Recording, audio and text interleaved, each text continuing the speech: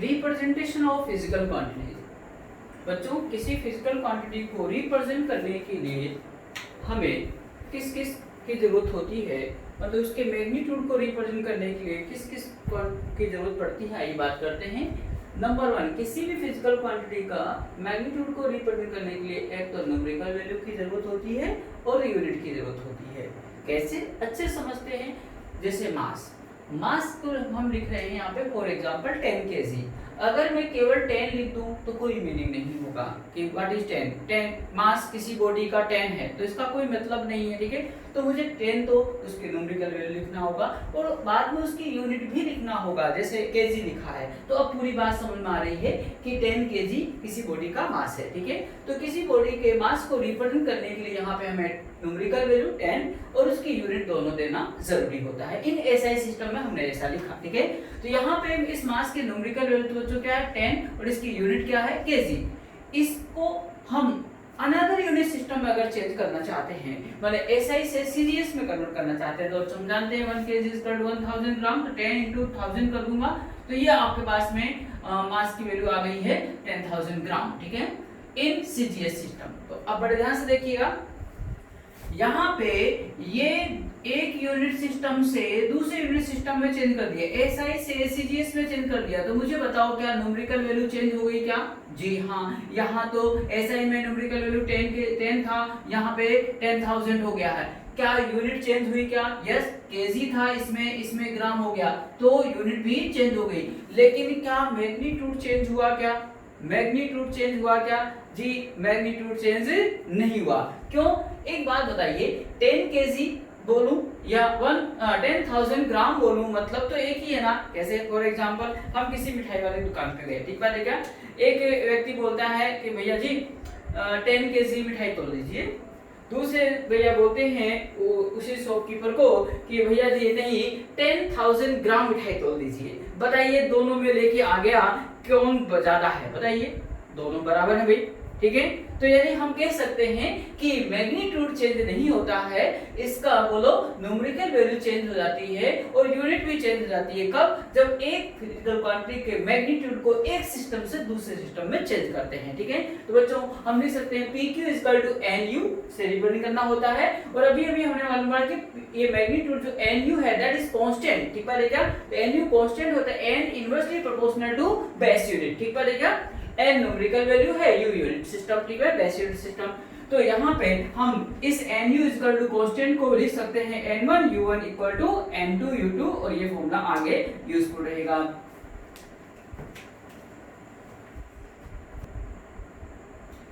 बच्चों now application of dimensional analysis method. Dimensional analysis method का application मतलब उसके उपयोग, यूज क्या होंगे, आइए मालूम करते हैं, ठीक है। Number first, to check the correctness of the given formula. कोई भी फिजिक्स के अंदर फॉर्मूला दिया गया होगा उसकी हम डायमेंशनली करेक्टनेस मालूम करेंगे कि ये डायमेंशनली करेक्ट है भी कि नहीं है, ठीक है। जैसे आइए देखते हैं, गिवन फॉर्मूला हम जानते हैं फोर्स = सेंटीमीटर फोर्स = mv²/r होता है। तो ये आखिर डायमेंशनली करेक्ट है भी कि नहीं, कैसे मालूम करेंगे? लेफ्ट हैंड साइड में जो फोर्स है बच्चों उसका डायमेंशन फॉर्मूला लिख दीजिए। फोर्स को हम जानते हैं m का m1, v² का l2t-2, क्योंकि वेलोसिटी का क्या होता है l1t-1 स्क्वायर कर दिया है, r का l1 सोल्व किया। लेफ्ट हैंड साइड और राइट हैंड साइड क्या आ गई, देखो सेम डायमेंशन फॉर्मूला आ गया। तो लेफ्ट हैंड साइड का dimension formula right hand side के डायमेंशन फॉर्मूला के बराबर है, इसलिए हम सकते हैं so given formula is dimensionally correct, ठीक है। यानी डायमेंशनली ये गिवन फॉर्मूला क्या है, एकदम सही है।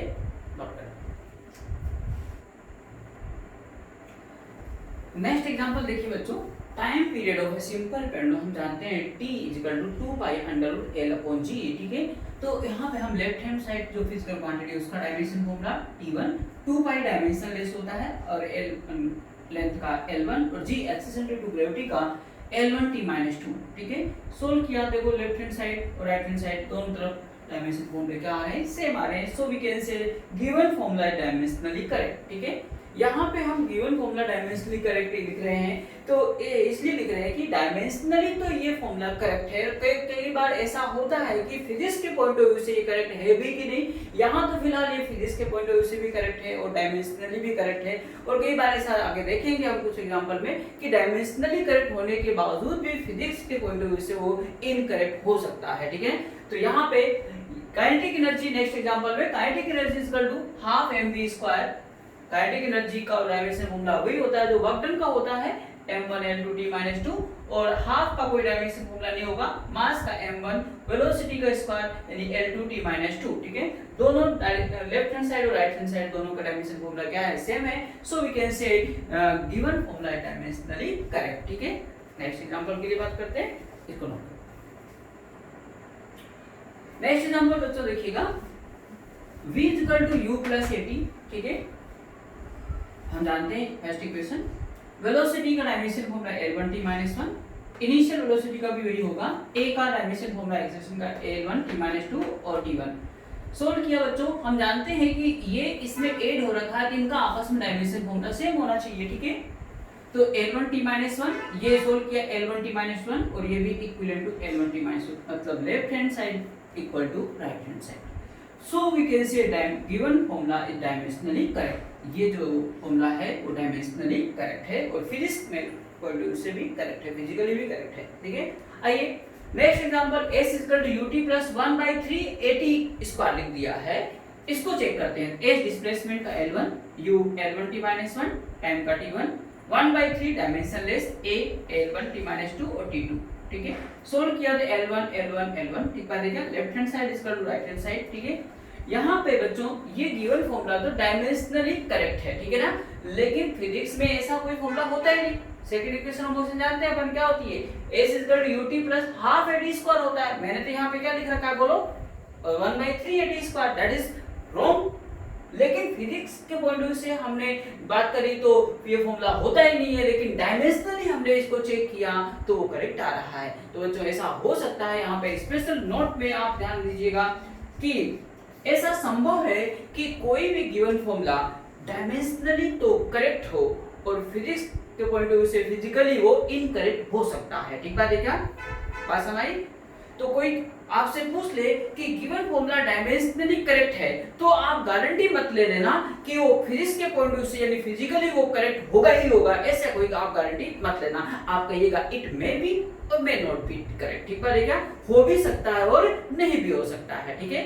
अब ऑन द अदर हैंड, ठीक है, हम नेक्स्ट एग्जांपल की बात करते हैं, नोट करिए पहले। नेक्स्ट एग्जांपल देखते हैं बच्चों, v = u² + at, that is given in question। Velocity का dimension formula L1T-1, u² initial velocity का square u L² T-2, a acceleration L1T-2 और T1। सोल्व किया तो बच्चों देखो लेफ्ट हैंड साइड और राइट हैंड साइड का डायमेंशन फॉर्मूला सेम नहीं आ रहा है यहाँ पे, तो हम यहाँ पे कहेंगे given formula is dimensionally incorrect, ठीक है।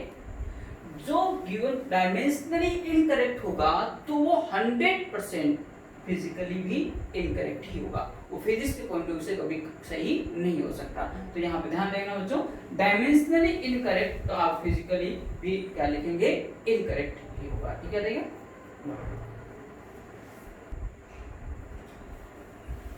सेकेंड एप्लीकेशन की बात करते हैं बच्चों, to convert a physical quantity from one unit system to another unit system, एक यूनिट सिस्टम से दूसरे यूनिट सिस्टम में चेंज करना किसी भी फिजिकल क्वांटिटी की वैल्यू को। हम जानते हैं बच्चों किसी फिजिकल क्वांटिटी को रिप्रेजेंट करते हैं एक यूनिट सिस्टम में, तो हम यूज कर रहे हैं n1 u1।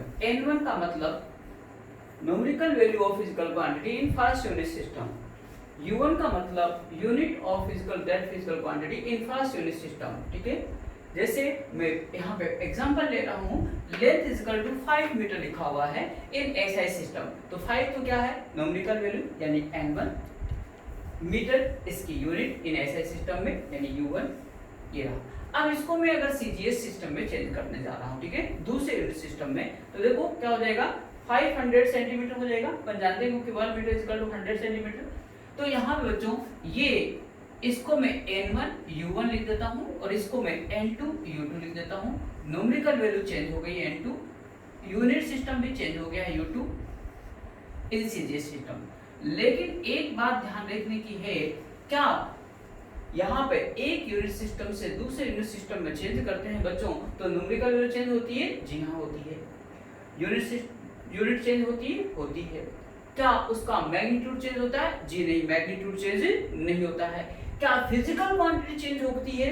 जी नहीं, फिजिकल क्वांटिटी भी चेंज नहीं होती। क्यों? यहाँ ऐसे सिस्टम में लेंथ है तो यहाँ पे फोर्स थोड़ी बन गया, लेंथ तो लेंथ ही रहेगा ना, तो फिजिकल क्वांटिटी वही रहेगी। ठीक है, तो यहाँ पे हम लिख सकते हैं n1 u1 equal to n2 u2 ये जानते हैं, यानी 5 मीटर इज इक्वल टू हम 500 सेंटीमीटर, ये इक्वल होता भी है, हम जानते हैं। ठीक है ना, तो उस एग्जांपल से देखो सेकंड यूनिट सिस्टम में हम चेंज करेंगे तो हम लिखेंगे इसकी वैल्यू को n2 u2, जहां पे n2 जान गए होंगे numerical value of physical quantity in second unit system. ठीक है ना, जिसमें हम कन्वर्ट करेंगे u2 का मतलब unit of that physical quantity in second unit system. ठीक है, तो हम जानते हैं we know that n1 u1 equal to n2 u2। क्यों? किसी भी फिजिकल क्वांटिटी का मैग्नीट्यूड एक यूनिट सिस्टम में जो होगा दूसरे यूनिट सिस्टम में भी वही होगा। तो ये n1 u1 equal to n2 u2, वैसे भी n u equal to constant पहले बता चुके हैं। इससे n2 की वैल्यू फाइंड आउट करिए, n1 और u1 अपॉन u2। u1 का मतलब फर्स्ट यूनिट सिस्टम के अंदर बच्चों जो इसका मास, लेंथ और टाइम, ठीक बात है क्या, कि इनकी यूनिट है इनकी वो लिखना है, और दूसरे यूनिट सिस्टम में मास, लेंथ और टाइम की यूनिट लिखना है, और उसके ऊपर हमने पावर ले लिया है a b c। ठीक है ना, और n2 की वैल्यू n1 ये आपके पास में जो गिवन है ये फॉर्मूला आ चुका है। ठीक है ना,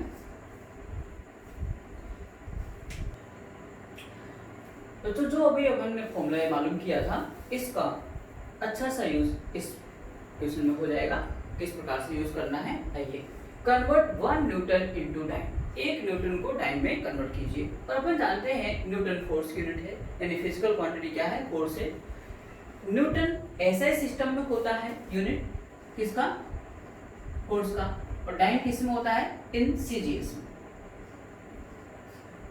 इसका मतलब एसआई सिस्टम से सीजीएस सिस्टम में हमें कन्वर्ट करना है, यानी 1 वाले कौन हुए बोलो, 1 वाला कौन सा सिस्टम हुआ, एसआई, और सेकंड वाला कौन होता है जिसमें कन्वर्ट करना होता है, तो 2 वाले कौन सा सिस्टम हुआ, सीजीएस। अभी और क्लियर करते हैं, देखिए n2 ये फॉर्मूला अपन जानते हैं इक्वल टू, हियर फोर्स का डायमेंशन फॉर्मूला हमें आना चाहिए m1 l1 t-2। कंपैरिजन करेंगे बच्चों, तो यहाँ पे मास के ऊपर पावर a है, यहाँ पे 1 है, तो a इक्वल टू 1। लेंथ के ऊपर पूरी पावर यहाँ b है, यहाँ पे 1 है, तो b इक्वल टू 1। टाइम के ऊपर पावर c, यहाँ पे -2, तो c इक्वल टू -2। कंपेयर करने से a b c की वैल्यू हमें मिल गई है। ठीक है, इस फॉर्मूले में वैल्यू पुट कर दीजिए। n1 की वैल्यू 1 न्यूटन है, तो n1 की वैल्यू 1। बच्चों यहाँ पे 1 m1 l1 t1 का मतलब मास, लेंथ और टाइम की यूनिट लिखिए in first unit system. First unit system कौन सा है, एसआई। तो एसआई के अंदर मास की यूनिट सिस्टम, मास की क्या होती है यूनिट, केजी होती है बच्चों। ठीक है, और 2 का मतलब है सेकेंड यूनिट सिस्टम में जिसमें हमें कन्वर्ट करना है, सीजीएस में कन्वर्ट करना है, उसमें मास, लेंथ और टाइम की यूनिट लिखिए। ठीक है, तो यहाँ पे m2 का मतलब सेकेंड यूनिट सिस्टम में इसकी यूनिट क्या होगी, किसकी, मास की, तो यहाँ ग्राम लिखूंगा। a की वैल्यू कितना है बोलो बच्चों, a 1 है। l1 का मतलब फर्स्ट यूनिट सिस्टम, मतलब कौन सा, एसआई। एसआई के अंदर लेंथ की यूनिट क्या होती है बोलो, मीटर, इसलिए मीटर लिखा है। l2 का मतलब इन सेकंड यूनिट सिस्टम, यानी जिसमें कन्वर्ट करना हमको, सीजीएस, उसके अंदर मास की लेंथ की यूनिट क्या होती है बच्चों, सेंटीमीटर। ठीक है, और b की वैल्यू कितना देखो, 1, ये रहा। t1 का मतलब फर्स्ट यूनिट सिस्टम में टाइम की यूनिट सेकंड होती है, और t2 सीजीएस में भी सेकंड होती है, और c की वैल्यू ये रही -2, ये रही। अब नेक्स्ट वर्क क्या करना होता है, हमें यहाँ पर एक ही यूनिट सिस्टम में कन्वर्ट करना होता है। ठीक है ना, यहाँ किलोग्राम है, यहाँ मीटर है, यहाँ सेंटीमीटर है, हमें एक यूनिट सिस्टम में कन्वर्ट करना होता है। जैसे किलोग्राम है तो इसको ग्राम में बदल दीजिए, तो ऊपर भी ग्राम आ जाएगा, नीचे भी ग्राम आ जाएगा, ये मतलब है एक यूनिट सिस्टम बनाइए। तो 1 kg इक्वल टू 1000 ग्राम होता है। तो देखो 1000 ग्राम और नीचे भी ग्राम, ठीक बात है क्या? ऐसा हमें करना है। यहाँ मीटर है तो मीटर को किस में बदल दो आप? सेंटीमीटर। माने हमें इनको एक यूनिट सिस्टम में लाना होता है, ठीक बात है क्या? चलिए तो यहाँ पे क्या लिख दूंगा, मीटर के स्थान पे 100 सेंटीमीटर और नीचे सेंटीमीटर। सेकंड यहाँ तो सेम है तो कुछ नहीं करना, ठीक है। और 1 हो गया, 1 की पावर कुछ भी हो हमेशा 1 ही आता है, ठीक बात है क्या?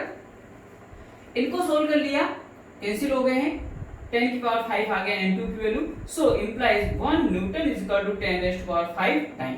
ये हमारे पास में रिजल्ट आ गया, ठीक है। इस तरह से करना होता है। नेक्स्ट एग्जांपल बच्चों, convert capital G universal gravitation constant 6.67 into 10⁻11 newton metre square upon kg square, मतलब ऐसा सिस्टम में वैल्यू है, इसको कन्वर्ट करना है CGS सिस्टम, ठीक है। तो बच्चों हम जानते हैं n2 इक्वल टू, ये फॉर्मूला अपन जानते हैं, उसको हमने लिख लिया है। Capital G universal gravitation constant की डायमेंशन फॉर्मूला m-1 L3t-2 होता है, जो कि अपन पहले पढ़ चुके हैं। कंपैरिजन करने पर a की वैल्यू कितना आया? -1, b की वैल्यू 3 आया और c की वैल्यू -2 आया, ठीक है। यहाँ पे n2 इक्वल टू n1 की वैल्यू गिवन है 6.67 10 to -11 लिखा। m1 ऐसे सिस्टम में मास की यूनिट kg, 2 का मतलब जिसमें कन्वर्ट करना है CGS में ग्राम, और a की वैल्यू -1। L1 m के सिस्टम में, ऐसे सिस्टम में लेंथ की यूनिट क्या है? मीटर, और CGS में सेंटीमीटर, यानी जिसमें कन्वर्ट करना है, और b की वैल्यू कितनी है? 3, यहाँ पे दिया। सेकंड दोनों यूनिट सिस्टम में सेकंड है -2। और बच्चों हमने बाद में बताया था कि इनको सेम यूनिट सिस्टम में लाए, kg को ग्राम में चेंज करिए, मीटर को सेंटीमीटर में, ताकि यहाँ पर भी सेंटीमीटर, यहाँ पर भी सेंटीमीटर, यहाँ पे भी ग्राम, यहाँ पे ग्राम, और सेकंड 1 हो गया, और जितनी भी हो 1 ही होगा। इसको सोल्व किया तो ये वैल्यू आई है 6.67 into 10⁻8, यानी हम लिख सकते हैं कि 6.67 into 10⁻11 newton metre square upon kg square की वैल्यू इन CGS सिस्टम होगी 6.67 into 10⁻8 dyne centimetre square upon gram square, ये। बच्चों नेक्स्ट एग्जांपल देखिए, 1 जूल जो कि एनर्जी की यूनिट होती है, इसको एक ऐसे यूनिट सिस्टम में हमें कन्वर्ट करना है जो कि ना तो SI है, ना CGS है, ना पता नहीं कौन सा यूनिट सिस्टम, कोई अलग ही यूनिट सिस्टम है, ठीक है ना, जिसमें लेंथ को मेजर किया जा रहा है, यानी लेंथ की यूनिट उस सिस्टम के अंदर, जो नया यूनिट सिस्टम है उसकी 10 मीटर है उसकी यूनिट, और मास की यूनिट 10 kg है, और टाइम की यूनिट 1 मिनट है। ऐसा कोई अलग प्रकार का सिस्टम है, उस सिस्टम के अंदर हमें इसकी न्यूमेरिकल वैल्यू फाइंड आउट करनी है, ठीक है। तो बच्चों फॉर्मूला तो वही यूज करेंगे, बट कैसे करना है इस इक्वेशन को, आइए। n1 ये फॉर्मूला हमने लिख लिया। एनर्जी का डायमेंशन फॉर्मूला m1 L2t-2, और कंपैरिजन किया तो a की वैल्यू 1, b की वैल्यू 2 और c की वैल्यू -2, ठीक है बच्चों।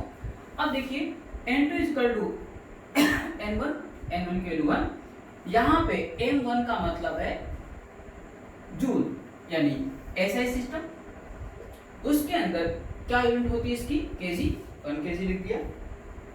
m2 का मतलब सेकेंड यूनिट सिस्टम जिसमें कन्वर्ट करने जा रहे हैं आप, वो कौन सी यूनिट सिस्टम है नाम नहीं पता हमें, लेकिन उसके अंदर मास की यूनिट क्या है बोलो? 10 kg, ये नहीं, ठीक है ना।